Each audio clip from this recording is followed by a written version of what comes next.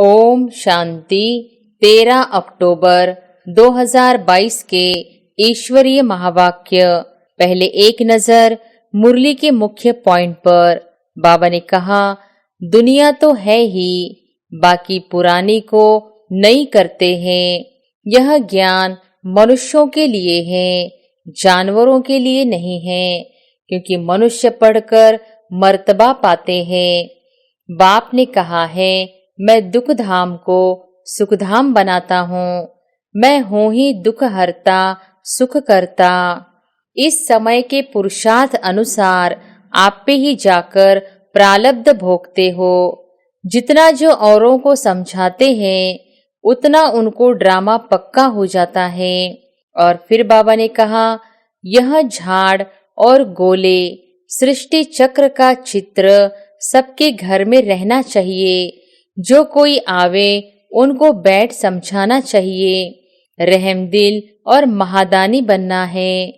अब तक तुमने जो कुछ पढ़ा और सुना है उन सबको भूल जाओ। नई दुनिया के लिए जो बातें सुनाता हूँ वही याद करो। अभी हम अमरलोक में जाते हैं और अमरनाथ द्वारा अमर कथा सुन रहे हैं। बाबा की याद न रहने से मुरझा जाते हैं, कोई तो गिर पड़ते हैं। अगर बुद्धि में बाबा याद हो तो माया का असर नहीं होता है। और फिर लास्ट में बाबा ने कहा, धंधा आदि करते बाप को याद करो, इसमें मेहनत है। जानी जाननहार माना थॉट रीडर, यानी अंदर को जानने वाला। वास्तव में यह भी एक रिद्धि सिद्धि है, उसे प्राप्ति कुछ नहीं। आत्मा बिंदी रूप है। जैसे फायर फ्लाई जुगनू जब इकट्ठे उड़ते हैं तो जगमग होती है। कॉलेज में, यूनिवर्सिटी में, हॉस्पिटल में जाओ तो कहना चाहिए कि तुम कितना बीमार पड़ते हो। हम आपको ऐसी दवाई देंगे जो 21 जन्म बीमार ही नहीं पड़ेंगे। और अब सुनते हैं महावाक्यों को विस्तार से। मुरली का सार। मीठे बच्चे, अब तुम्हारी दिल में खुशी की शहनाई बजनी चाहिए, क्योंकि बाप आए हैं हाथ में हाथ देकर साथ ले जाने। अब तुम्हारे सुख के दिन आए कि आए। प्रश्न है, अभी नए झाड़ का कलम लग रहा है, इसलिए कौन सी खबरदारी अवश्य रखनी है? उत्तर है, नए झाड़ को तूफान बहुत लगते हैं। ऐसे ऐसे तूफान आते हैं जो सब फूल फल आदि गिर जाते हैं। यहाँ भी तुम्हारे नए झाड़ का जो कलम लग रहा है उसे भी माया जोर से हिलाएगी। अनेक तूफान आएंगे। माया संशय बुद्धि बना देगी। बुद्धि में बाप की याद नहीं होगी तो मुरझा जाएंगे, गिर भी पड़ेंगे।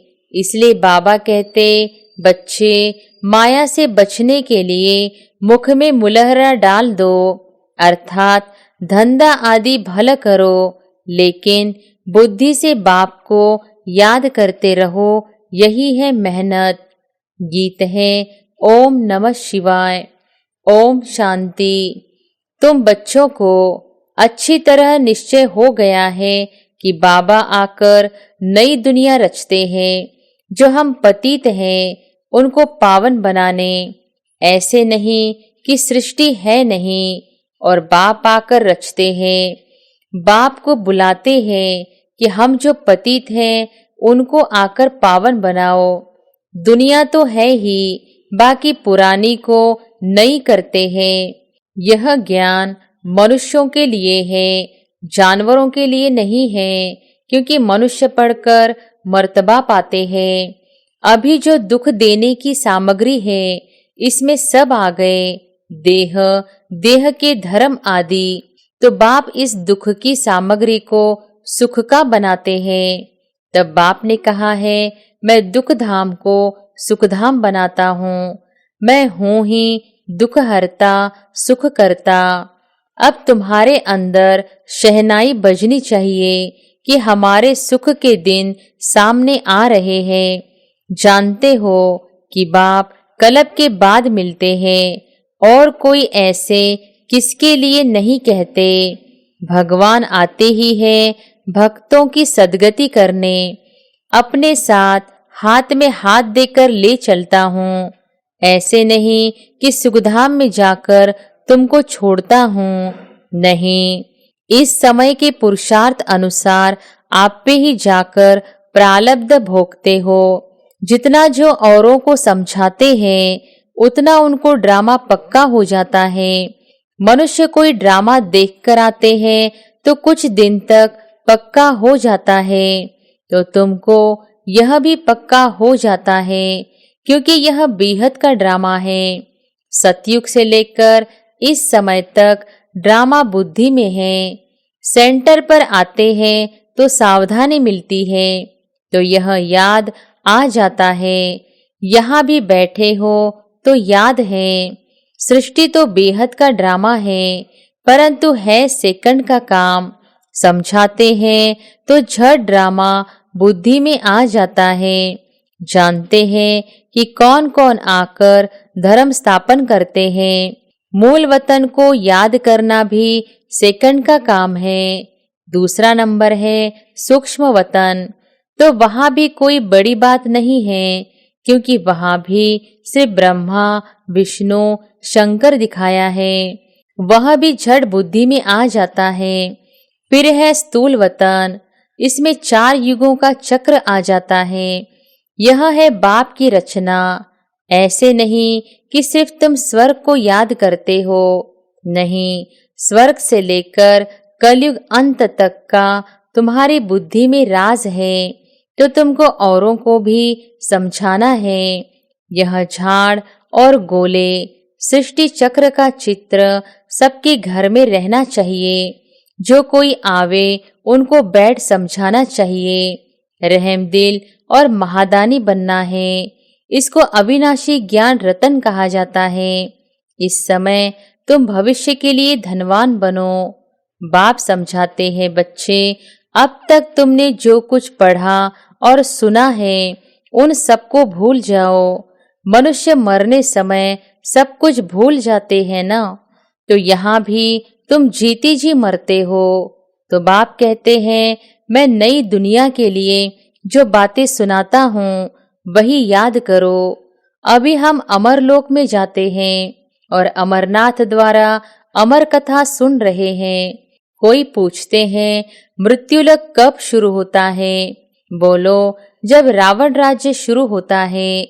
अमरलोक कब शुरू होता है? जब राम राज्य शुरू होता है। भक्ति की सामग्री तो ऐसे फैली है जैसे झाड़ फैला हुआ हो। अब नए झाड़ का कलम लग रहा है, तो ऐसे झाड़ को माया के तूफान देखो कितने लगते हैं। जब तूफान लगता है तो बगीचे में जाकर देखो कितने फल फूल गिरे हुए होते हैं, थोड़े बच जाते हैं। यहाँ भी ऐसे है कि माया के तूफान आने से और बाबा की याद न रहने से मुरझा जाते हैं। कोई तो गिर पड़ते हैं। हातम ताई का खेल है ना कि मुख में मुलहरा डालते थे। अगर बुद्धि में बाबा याद हो तो माया का असर नहीं होता है। बाबा यह थोड़ी ही कहते हैं कि धंधा आदि न करो। धंधा आदि करते बाप को याद करो, इसमें मेहनत है। राजाई लेना कोई कम बात है क्या? कोई हद की राजाई लेते हैं तो भी कितनी मेहनत करनी पड़ती है। यह तो सतयुग की राजाई लेते हो, मेहनत जरूर करनी पड़े। परमात्मा को ज्ञान का सागर कहा जाता है, जानी जानन हार नहीं। जानी जानन हार माना थॉट रीडर, यानी अंदर को जानने वाला। वास्तव में यह भी एक रिद्धि सिद्धि है, उससे प्राप्ति कुछ नहीं। अगर उल्टा भी लटक जाए तो भी प्राप्ति कुछ नहीं। आजकल तो आग से भी पार करते हैं। एक सन्यासी था, उसने आग से पार किया। सुना है सीता ने आग से पार किया तो यह भी आग से पार करते हैं। अब यह सब दंत कथाएं हैं। वह कह देते शास्त्र अनादि है, कब से, तारीख तो कोई है नहीं। दूसरे धर्मों की तारीख है, उससे हिसाब लगाया जा सकता है।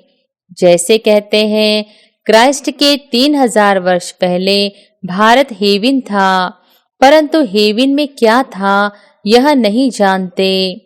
झाड़ का राज तुम्हारी बुद्धि में है।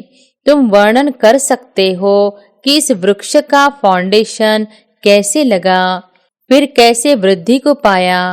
जब फ्लावर वास फूलदान बनाते हैं तो ऊपर में फूल बनाते हैं। यह भी ऐसे है। पहले देवी देवता धर्म का तना था, पीछे यह सब धर्म तने से निकलते हैं, अर्थात उनकी प्रजा का फ्लावर दिखाते हैं। अब विचार करो, हर एक धर्म जब आता है तो फूलों का बगीचा था। गिरती कला पीछे आती है, अर्थात पहले गोल्डन, सिल्वर, कॉपर, अब आयरन में है। पर पढ़ाई तुम्हारी बुद्धि में होनी चाहिए। नॉलेज विल बाप बैट वृक्ष और ड्रामा का फुल नॉलेज देते हैं।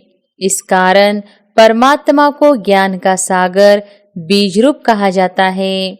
यह मनुष्य सृष्टि का बीज रूप है जो ऊपर में रहता है। जो इनकारपोरियल वर्ल्ड आत्माओं की है उनको ब्रह्मांड ब्रह्मलोक कहते हैं, जहाँ आत्माएं अंडे मिसल रहती है। साक्षात्कार भी करते हैं। आत्मा बिंदी रूप है। जैसे फायरफ्लाई जुगनू जब इकट्ठे उड़ते हैं तो जगमग होती है, परंतु वह लाइट कम है, तो आत्माएं भी इकट्ठी उड़ेंगी। इस छोटी सी बिंदी में 84 जन्मों का पाठ भरा हुआ है। बाबा तुमको सारे ड्रामा का साक्षात्कार कराते हैं। जिस ड्रामा के अंदर आत्मा एक्टर है और एक्ट्रेस को इस ड्रामा का पता नहीं है। तुमको याद करना है एक बाबा को, दूसरा नॉलेज को। ज्ञान तो सेकंड का बहुत सिंपल है, परंतु ज्ञान शुरू कब से हुआ विस्तार करना पड़ता है, क्योंकि भूल जाता है। माया के विघ्न भी पड़ते हैं। शारीरिक बीमारी आ जाती है। आगे कभी बुखार नहीं हुआ होगा। ज्ञान में आने से, ज्ञान में आने के बाद बुखार हो जाता है तो संशय पड़ जाता है कि ज्ञान में तो बंधन खलास होने चाहिए, परंतु बाबा तो कह देते यह बीमारी और आएंगी। हिसाब किताब भी चुकतू करना है। भक्ति में मनुष्य 9 रत्नों की अंगूठी पहनते हैं, बीच में वैल्यूबल रतन लगाते हैं। आजू बाजू कम कीमत वाले, कोई रतन 1000 वाला होता है, कोई 100 वाला। बाबा कहते हैं कि यह हीरे जैसी अमूल्य जीवन है, तो सूर्यवंशी में जन्म लेना चाहिए। सतयुग का महाराजा महारानी और त्रेता के अंत का राजा रानी कितना फर्क होगा। यह ड्रामा की कहानी औरों को भी समझानी है। आओ तो हम आपको समझाएं कि 5000 वर्ष पहले एक बहुत अच्छा देवताओं का राज्य था। उन्होंने यह पद कैसे पाया। लक्ष्मी नारायण जो सतयुग की राजाई लेते हैं, उन्हों के 84 जन्मों की हिस्ट्री ज्योग्राफी सुनाए। ऐसे ऐसे टेम्पटेशन प्रलोभन देकर उन्हों को अंदर ले आना चाहिए। सेकंड की कहानी है, परंतु है पद्मों की। कहाँ भी तुम जा सकते हो। कॉलेज में, यूनिवर्सिटी में, हॉस्पिटल में जाओ तो कहना चाहिए कि तुम कितना बीमार पड़ते हो। हम आपको ऐसी दवाई देंगे जो 21 जन्म बीमार ही नहीं पड़ेंगे। आपने सुना है कि परमात्मा ने कहा है मन मना भव। तुम बाप को याद करेंगे तो विकर्म विनाश होंगे और कोई नए विकर्म होंगे ही नहीं। तुम एवर हेल्दी वेल्दी बन जाएंगे। आओ तो हम परमपिता परमात्मा की बायोग्राफी बताएं। परमात्मा को सर्वव्यापी कहना कोई यह बायोग्राफी थोड़ी ही है, ऐसे ऐसे समझाना चाहिए। अच्छा, आज तो भोग है। गीत धरती को आकाश पुकारे, इसको कहा जाता है पुरानी झूठी दुनिया। इसको रौख नर्क कहा जाता है। गीत भी अच्छा है कि आना ही होगा। प्रेम की दुनिया में सूक्ष्म वतन में भी प्रेम है ना। देखो, ध्यान में खुशी खुशी जाते हैं। सतयुग में भी सुख है। यहाँ तो कुछ नहीं है। तो इस दुनिया से वैराग्य आना चाहिए। सन्यासियों का तो है हद का वैराग्य, तुम्हारा तो है बेहद का वैराग्य। तुम्हें तो सारी दुनिया को भुलाना है। बाबा ने बॉम्बे में एक पत्र लिखा था। बाबा सिर्फ बॉम्बे वालों को ही नहीं कहते, परंतु सब सेंटर वालों के लिए बाबा की राय निकलती है। तुमको भाषण करना होता है सुबह और शाम को। तो हर एक शहर में बड़े बड़े हॉल तो होते ही हैं और बहुतों के मित्र संबंधी भी होते हैं। तो एडवर्टाइज करनी है कि हमको परमपिता परमात्मा का परिचय देना है, ताकि सभी परमात्मा से अपना बर्थ राइट ले सके। हमको सिर्फ 1.5 घंटा सुबह 1.5 घंटा शाम के लिए हॉल चाहिए। कोई हंगामा नहीं होगा, बाजा गाजा नहीं। तो कोई वाजिब किराए पर देवे तो हम ले सकते हैं। एरिया को भी देखना है, घर को भी देखना है कि अच्छा है। अच्छा आदमी होगा तो अच्छे जिज्ञासुओं को लेकर आएगा। ऐसे ऐसे 4-5 जगह भाषण करना चाहिए।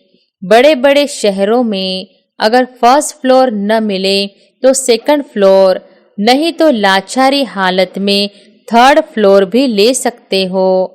ऐसे ही गांव-गांव में भी जैसा गांव हो, भले कोई छोटा मकान हो, पूरा मकान तो चाहिए नहीं, सिर्फ 3 पैर पृथ्वी चाहिए। सबको अपने संबंधियों से बात करते रहना चाहिए, तो कोई ना कोई दे देंगे। तो ऐसे सेंटर खोलते रहना चाहिए। कोई तो किराया भी नहीं लेंगे, और कोई लेते लेते अगर तीर लग गया तो वह भी लेना बंद कर देंगे। जो विशाल बुद्धि होंगे वह अच्छा समझकर धारण करेंगे। जिनकी विशाल बुद्धि है उनको महारथी कहा जाता है। वह तो 1-2 के पिछाड़ी सेंटर खोलते जाएंगे। बच्चे जानते हैं कि हम अपना राज्य श्रीमत पर गुप्त ही गुप्त स्थापन कर रहे हैं, और कोई जान नहीं सकते कि कैसे स्थापन करते हैं। बस पवित्र रहना है। तो बाबा ने कहा है कि माया ने दुख दिया है, इसको छोड़ो। माया जीते जगत जीत बनो। मन को जीतने की बात नहीं। मन तो शांत शांति धाम में रहता है। यहाँ शरीर है तो शांत रह न सके, तो शांति धाम है परम धाम। यहाँ समझाने मिलती है तो चिंतन भी चलता रहे। वहाँ सेंटर पर आया, कथा सुनी और धंधे में लग गए, खलास। यहाँ ताजा ताजा रहता है, इसलिए बच्चे रिफ्रेश होने के लिए आते हैं। दुनिया वालों की बुद्धि में नहीं रहता कि भारत परमात्मा का बर्थ प्लेस जन्म स्थान है। यहाँ सुनने से तुमको नशा रहता है कि हम शरीर छोड़ अमरलोक में जाएंगे। सतयुग में यह नहीं होगा कि फलाना मर गया, नहीं। जब पुराना चोला छोड़ेंगे, नया लेंगे तो खुशी होगी ना, बाजा बजेगा।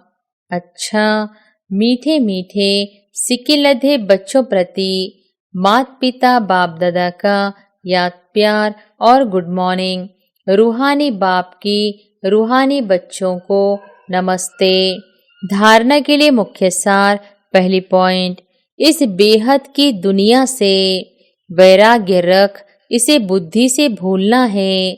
अविनाशी ज्ञान रतन धारण कर भविष्य के लिए धनवान बनना है।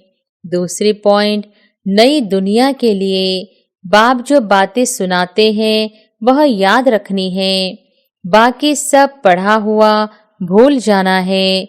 ऐसा जीते जी मरना है। वरदान है, कल्याणकारी युग में स्वयं का और सर्व का कल्याण करने वाले प्रकृति जीत माया जीत भव। कल्याणकारी युग में स्वयं का और सर्व का कल्याण करने वाले प्रकृति जीत माया जीत भव। इस कल्याणकारी युग में कल्याणकारी बाप के साथ साथ आप बच्चे भी कल्याणकारी हो।